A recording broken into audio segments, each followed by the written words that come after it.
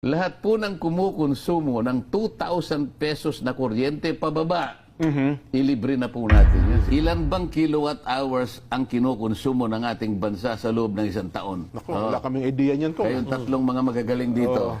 Malaki po, malamang ko malaki ko yan. Ilan? Magkano? Wala kaming idea niyan ko. Kuwentahin natin, ilang kilowatt hours ang pangkalahatang konsumo, lahat ng mamamayan sa loob ng isang taon? Itatanong ko po yan sa Senate Committee on Energy. Kaibigan nyo kayo May kayo. kaibigan ako, si Google. Hindi, si Senador Rapi.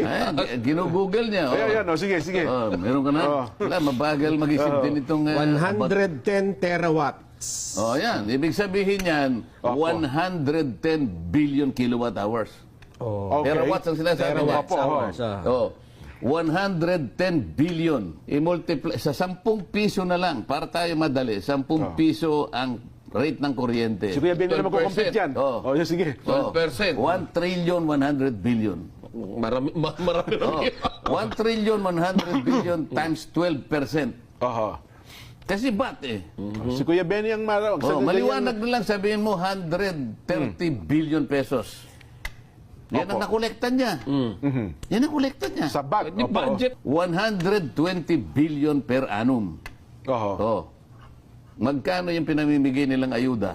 Depende po. Kung yung Hindi. pagka pinagsama-sama natin, Ilan ang ayuda, Nelson? 5 po yan 5. Sige. 5. AX, MAIP. Teka pa. Wala pa tayong box populi. Baka tayo nagagalit. Sige ng po, mga tapusin natin yun. Mabibitin tayo ko. Yung punto na yan. Maganda yung bagay na yan ko. So sabihin nga 5. Mga... alin-alin yung ayuda ko, Kuya Benny? Tupad, AX, AKAP, MAIP. MAIP. Ano pa isa? 4 piece. 4 piece. Ayan.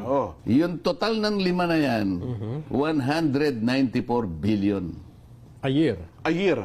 Opo. Ito yung nakabudget ngayon, 194. Ganon din nakaraan.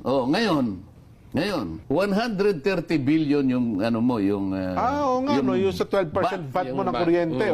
Yung bang 194 na ibigay lahat sa tao yun? Sabi po nila. Kinolekta mo pero pinamigay mo rin eh. Opo naman. Pinamigay mo rin eh. Tinatanong ko sa lahat ng lalo na kapag malaki yung rally. Alam ko po na kayong lahat ay nabigyan naman ng akap. Hindi po. Talaga. Ayun po nga eh. Hindi po. Ibig po nyo sabihin, sa karamihan po ninyong yan, wala po isa. Hindi po. Okay. 194 billion eh. Ganun kalaki.